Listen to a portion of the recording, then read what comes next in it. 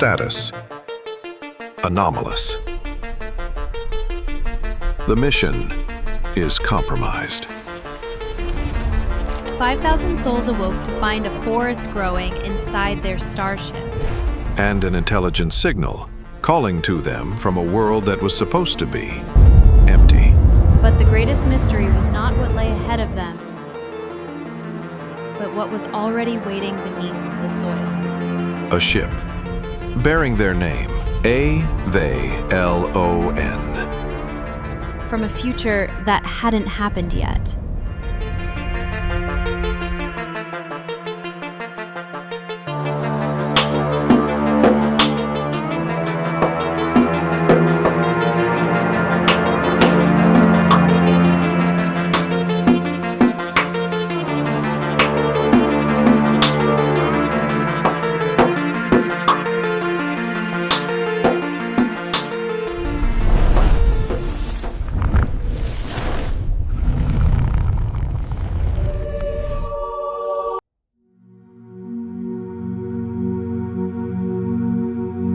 Nothing can prepare the human heart for the day when time itself collapses, when a century and a quarter is stolen and returned in a single breath.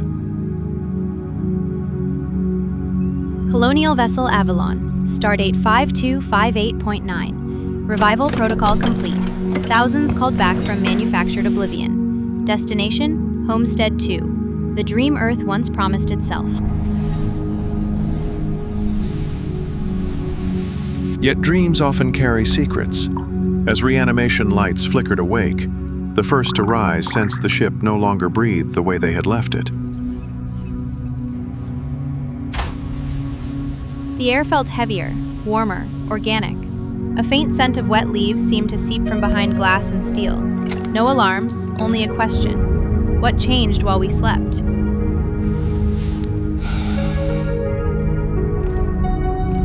Captain Elias Norris stepped forward first, alongside xenobotanist Dr. Eris Thorne, neither of them ready for what awaited in the main corridor.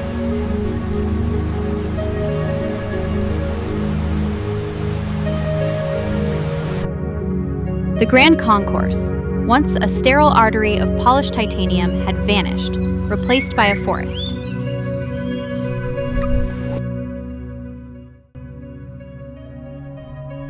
Towering trees pierced ceiling panels. Moss devoured cold walls. Damp fog drifted like the Avalon itself had dreamed, and life had answered inside that dream. Who did this? This isn't contamination, it's an ecosystem. A perfect and intentional ecosystem. Dr. Thorne knelt, fingers trembling with wonder instead of fear. The scans confirmed the unimaginable. Every bird, every vine, sourced from Avalon's own bioreserves. Not invasion, cultivation.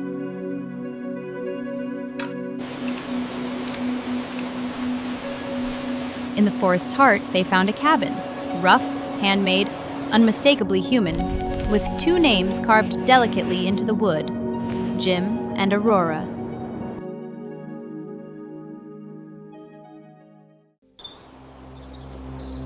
The past returned with breath.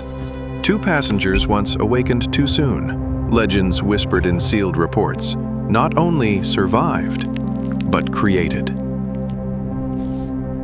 To Captain Norris, it was 9 decades of uncontrolled breach. The Avalon was no longer pristine. It was becoming a creature of its own.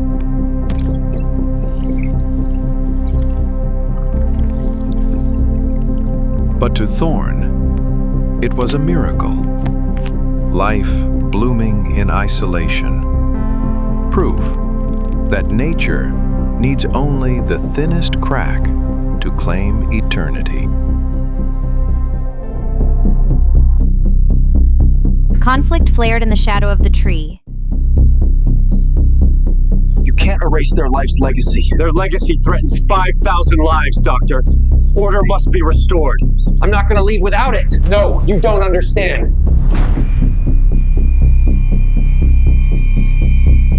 Before either could speak another word, a different alarm rose through the backbone of the ship. sharp and unfamiliar.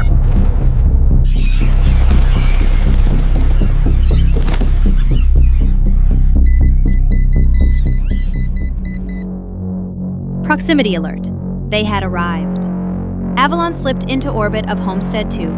For a heartbeat, everyone simply stared and forgot to be afraid.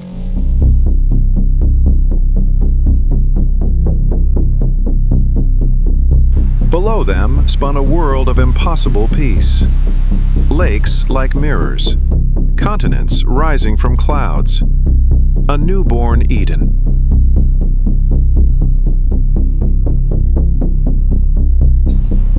But wonder was brief. Long-range sensors caught a reading. Faint, technological, intelligent, pulsing from a region marked completely untouched by Earth's surveys.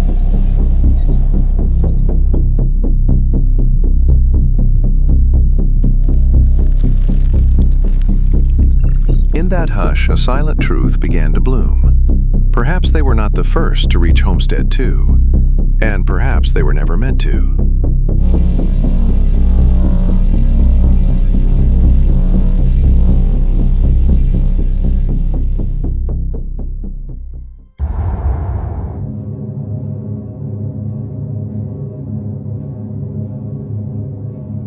Avalon held its breath in orbit, while Homestead II turned slowly beneath, as though the planet itself had just opened its eyes. The signal continued, steady pulses 5 seconds apart, like a heartbeat or a message tapping its fingers.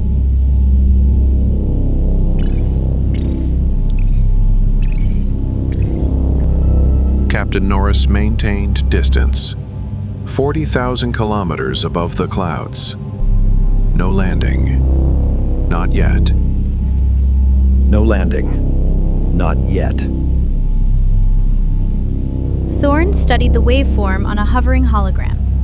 It was too precise, too intelligent. Almost human. He whispered reverently. This isn't random. It's greeting us.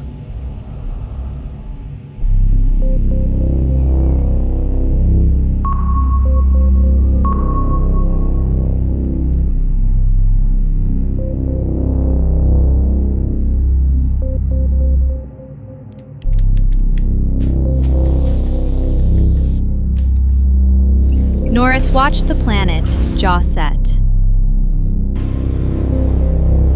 If someone's already there, who are they and how long have they waited? Thorne answered without turning. Perhaps the better question is, have they been waiting for us? The signal came from a barren plateau labeled lifeless. No structures, no evidence of civilization. And yet, it moved slowly south as if walking.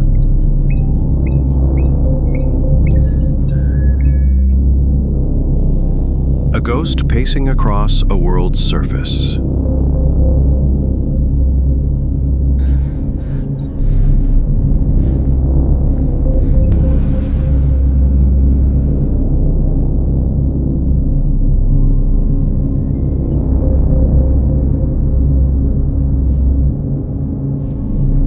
In the control deck, murmurs died away.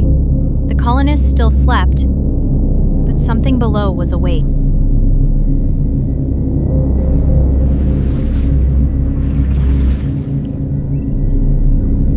Captain Norris decided. Prepare a non-combat landing team. Observation only.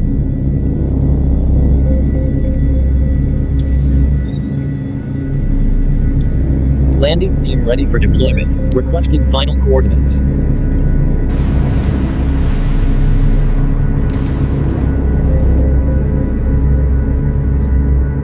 Thorne lingered by the forest cabin once more. Somehow the life that began on Avalon felt tethered to whatever called them from below.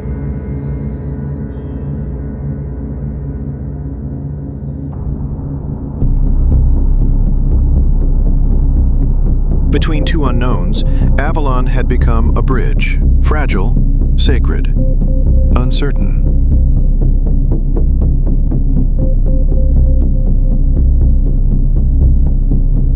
Thorn brushed away dust on the cabin table, uncovering a tiny carved number, 2024. Impossible. Etched long before the mission ever launched.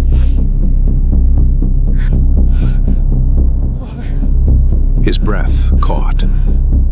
The year did not belong to Jim or Aurora. It belonged to something else.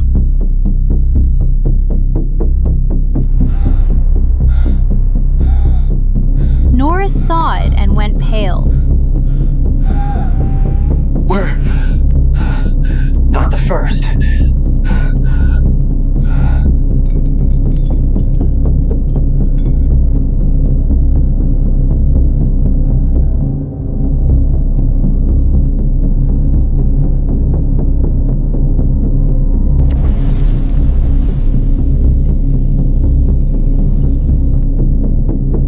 Outside the windows, Homestead II glowed. The signal quickened. 4 seconds. 3.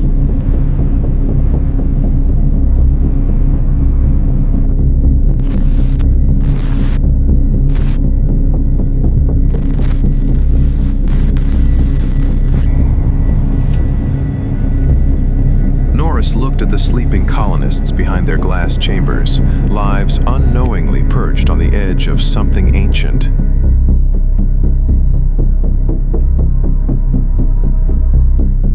God help us when we finally touch that soil.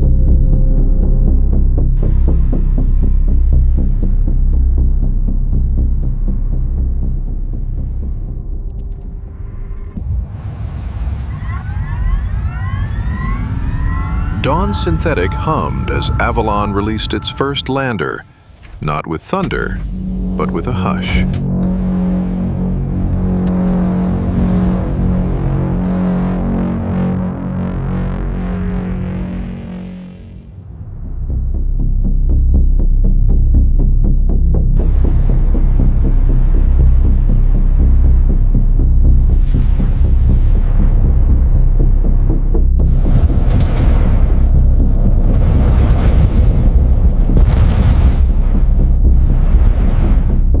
Norris and Thorn sat shoulder to shoulder, descending toward the unknown, neither speaking their true fears.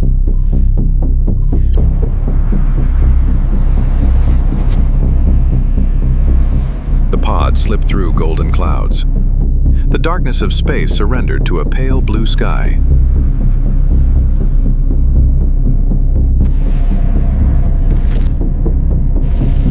Touchdown. The land beneath them was soft, damp, as if it breathed.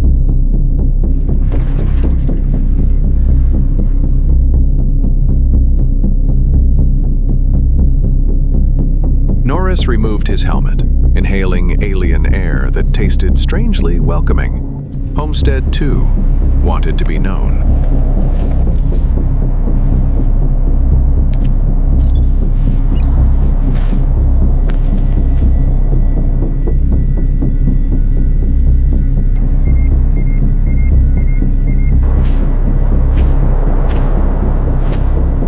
Four crew advanced carefully across an empty plain.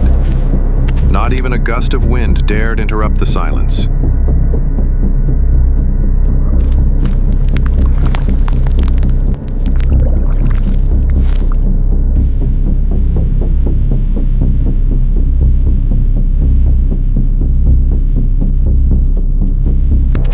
Then, the first sign of occupation. A single blackened stump. The remains of a campfire long gone cold.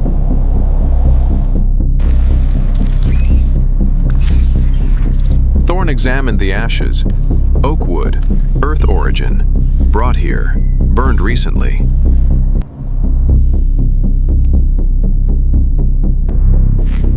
Nearby, a metal badge half buried in the soil. Avalon passenger tag, X02-431. A passenger woke up before and came down. and either died here or went somewhere else.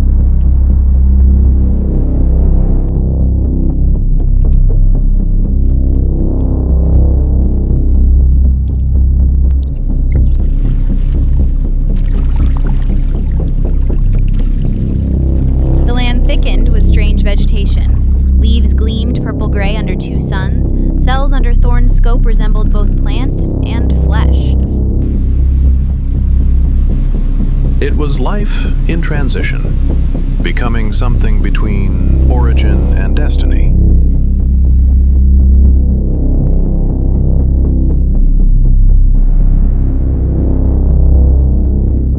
Still, the planet remained calm, waiting.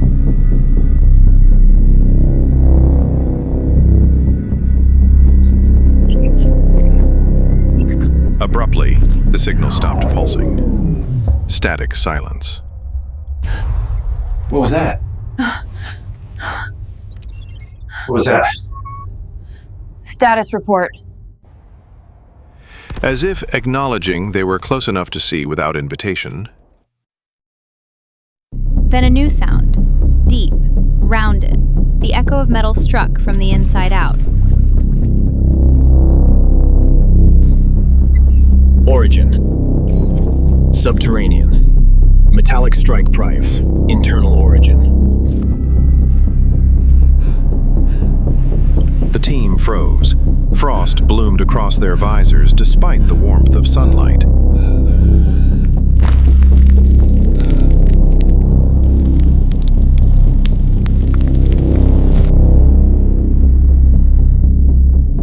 Ahead, a sliver of black metal jutted from the earth, a shape too precise to be natural.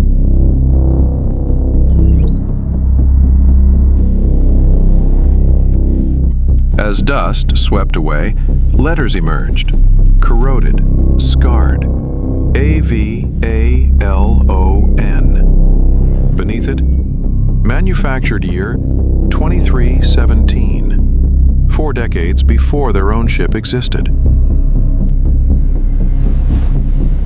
Their theories died in their throats. Buried in Homestead II's soil lay the remains of another Avalon, whispering that time might not be a line, but a spiral swallowing itself.